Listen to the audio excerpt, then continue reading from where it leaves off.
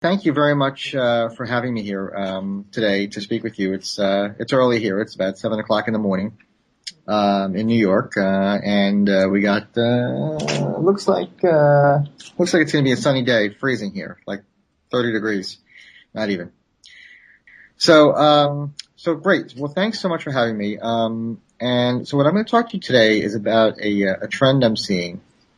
About kind of how we're all living in this age of streams, and I think that all of us, whether it be as individuals or as businesses globally, need to think about how we survive and thrive in this new world.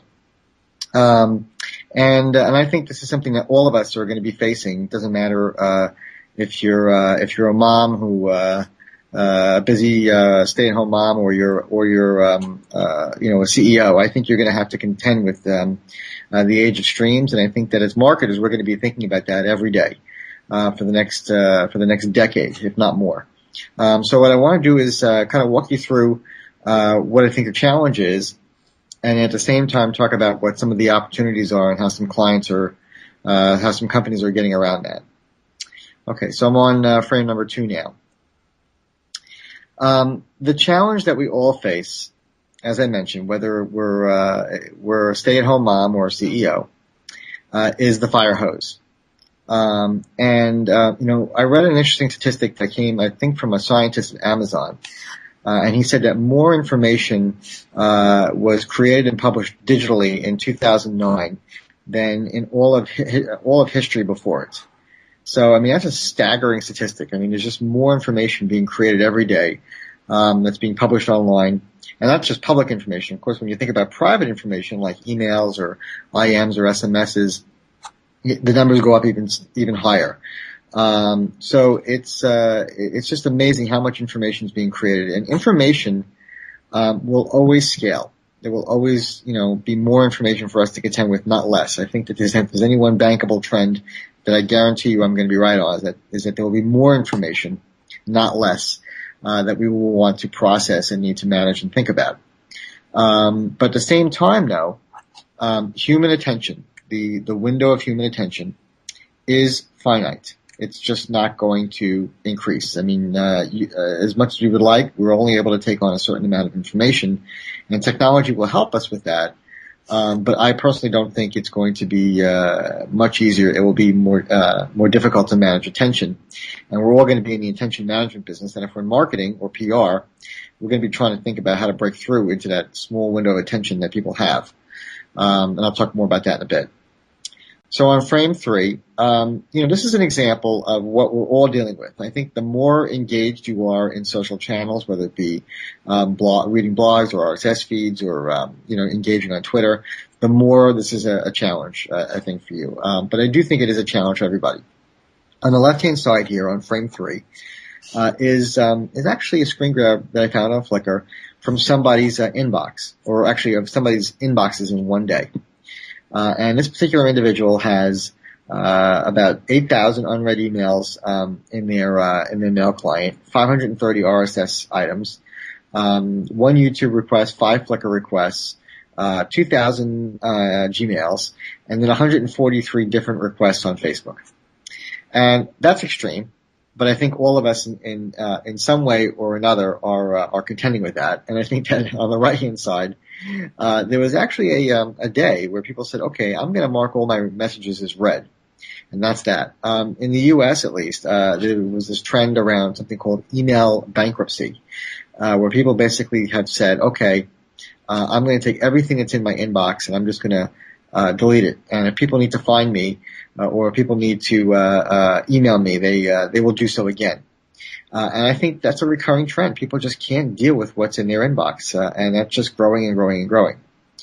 And the reason it's growing on frame 4 is that there's just some new channel every day that we were not engaged with before, and it's more real time and more and faster than before. So if you think about, just the last few years, the last 5 years of this decade, it's amazing. So when I started kind of getting into the space 5 years ago, or over almost 6 years ago now. It was pretty much about blogs and RSS, and it was almost like it was like sending a telegram. You would send a telegram through through blogs. Somebody would come back and leave a comment, or another blog would link to you, and it felt pretty fast, but it really wasn't that fast. It was it was a duration of a half hour or more at times until you got a response, especially for a big blog. For other blogs, it was days. And now if you think about today, I mean, the primary networks, I think that are dominating, at least on a global level, are Twitter, Facebook, and YouTube. And the speed is astronomical. I will post something on Facebook and I'll get a comment from friends within seconds. I'll post something on Twitter and I'll get feedback within seconds. And even if you don't have a lot of friends or you don't have a lot of followers, I think that the speed is just increasing because there's always all these new channels. And yes, there's Google Wave and there's, IM and there's email. And I think that just the speed is just increasing. And the other thing is, I'm on frame 5 now, next frame. The other reason it's increasing is mobile devices. I mean, now a lot of us have, all this stuff in our pocket. And this is actually somebody's, one particular user's, iPhone and all the different applications they have running on there. And if you think about that, especially with the iPhone, every one of those little, buttons is a call for attention, is a cry for attention, saying, please engage with me. And on the iPhone in particular, there is no multitasking. You can only do one thing at a time. In some ways, I actually kind of welcome that because it forces you to focus on one thing at a time as opposed to having many, 40 different tabs open in a browser or whatever. But I mean, still, I just know what I have on my phone. I have, like, right now, I think 4 movies, a half a dozen books. I have an RSS reader. I have a Twitter client. I have, my email, 2 email accounts coming in. I got SMSs, and then I have tons of apps. So every one of those is when I'm on the go, a cry for my attention. And I can't engage with all of it at any given time. And I probably have more information on there than I really need. And I don't care if you got a BlackBerry or if you have a Nokia phone or whatever you got. Yes, it's in your pocket, but just, again, it's a cry for attention, and it's going to be very difficult to break through. I don't care how compelling you are. On this next frame, which is probably very difficult to read, but I'll walk you through it. This is the hierarchy of digital distractions. This is a little chart that somebody created. You can find it at informationisbeautiful.net. That says we all have a hierarchy of distractions, and that we contend with every day. The thing that gets our attention the most, the one that's at the top of the pyramid there, is device failure. So if your iPhone, your BlackBerry, your Palm, your laptop, whatever it is, fails, or your computer fails, it gets your attention right away. It's the first thing that gets your attention. At the bottom of this pyramid, and I think this is true for all of us, is any kind of actual work. Things that we don't want to do necessarily, that we know we need to do.